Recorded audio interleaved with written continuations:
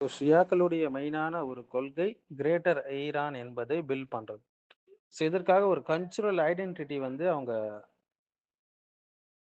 Link பண்றாங்க அஹ்லுல் பைத்தோட. எப்படி என்றால் பாரசீக பேரரசு விழுந்தவுடன் அப்போ எஸ்தகிர்த 3 பெர்ஷியாவுடைய கடைசி அரசர், பாரசீக அரசர்.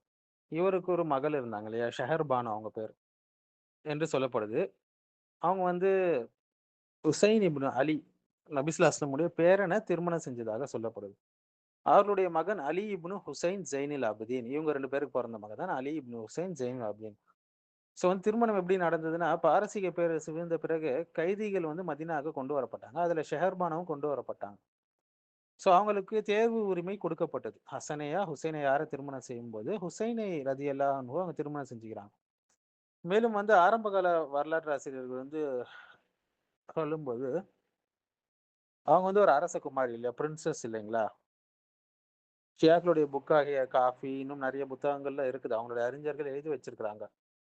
ஸோ இப்போ பாரசீகர்கள் வந்து அஹ்லுல் பைத்தோடு ஒரு தொடர்பை உருவாக்குறாங்க. நாம் வந்து இமாம்களுடன் தொடர்பு உடையவர்கள் என்ற உணர்வை இது அவங்களுக்கு இது கொடுக்குது. ஸோ இவங்களுக்கு ஒரு கிரேட்டர் ஈரான் உருவாக்கணும், எக்ஸ்பான்ஷன் தியரி, எக்ஸ்பான்ஷன் ஆசை வந்து இருக்குது. ஸோ கொள்கை என்று சொல்கிறத விட அவங்களுடைய மெயினான ஆசைகளில் ஒரு ஆசை கிரேட்டர் ஈரான் பில்டர் பண்ணணும், எக்ஸ்பான்ஷன் பண்ணணும் அப்படின்ற ஒரு ஆசை அவங்க மத்தியில் இருக்குது. ஸோ இதன் மூலியமாக பாரசீக அந்த பேரரசை மீண்டும் அதையுமே அஹ்லுல் பைத்தையும் இவங்க லிங்க் பண்ணுறாங்க, ஒரு கல்ச்சுரல் ஐடென்டிட்டி அவங்களுக்கு கிடைக்குது.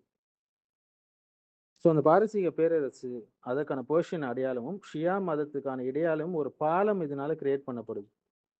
அவர்களுக்கு ஈரான்காரர்களுக்கு இந்த ஷியாக்களுக்கு பெர்ஷியர்களுடைய ஒரு உணர்வை அது கொடுத்தது. இந்த வரலாற்று சம்பவம் நம்ம பார்த்தோம் இல்லைங்களா, நாங்கள் அஹ்லுல் பைத்துடன் தொடர்புடையவர்கள் என்று.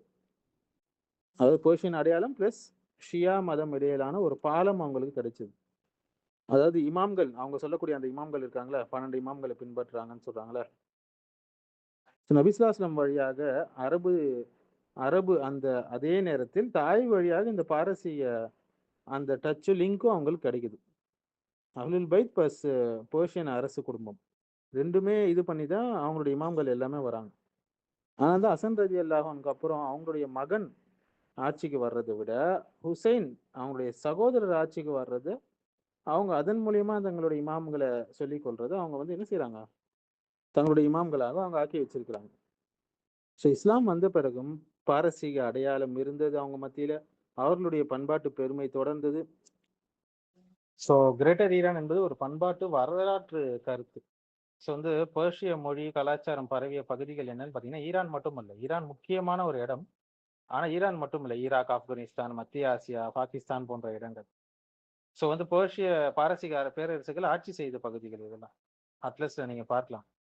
இது எப்படி உருவாச்சுன்னா, பழைய பேரரசுகள் ஆர்கேமெனிட், சசானியன் இதெல்லாம் வந்து இவ பெரிய பகுதியிலே ஆட்சி செஞ்சதுனால அந்த இடங்களில் பெர்ஷியன் கலாச்சாரம் பரவியது, பாரசீக கலாச்சாரம். அதனால கிரேட்டர் ஈரான் வந்து பெர்ஷிய கலாச்சாரத்துடைய தாக்கம் உள்ள பகுதிகள் இருக்கு. ஸோ இதுவும் அவங்களுடைய ஒன் ஆஃப் த கோல், அவங்க ஒன் ஆஃப் த ஆசையில உள்ள ஒரு விஷயம். அதனால சஃபவியாக்கள் ஆட்சியில நீங்க பார்க்கலாம், நிறைய அஹ்லு சுன்னா மக்களை வந்து அவங்க என்ன செஞ்சாங்க, கட்டாயப்படுத்தி ஷியாக்களாக மாத்தினாங்க.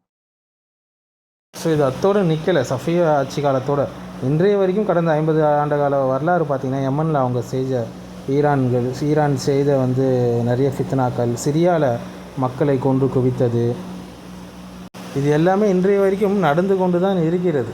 அதனால தான் யாருமே அரபு நாடுகள் வந்து ஒன் ஆஃப் த ரீசன் முன் வராத காரணம், இவர்களுக்கு உதவுறதுக்கு ஈரானுக்கு இவர்கள் எப்படிப்பட்டவர்கள் என்பது வரலாறுக்கு தெரியும். ஏன்னா அப்பாசிய ஹிலாஃபத்தையே க்ளோஸ் பண்ணாங்க, அதில் ஷியாக்களுக்கு பெரிய பங்கு இருக்குது. அவங்க தான் மெயினே அப்பாசிய ஹிலாஃபத் வந்து க்ளோஸ் ஆனதுக்கு காரணமே.